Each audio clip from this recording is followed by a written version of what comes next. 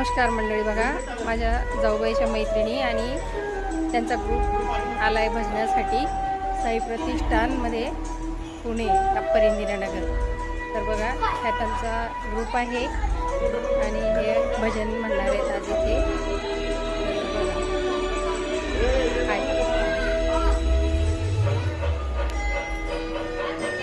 खूप सुंदर असं भजन म्हणतात आणि बघा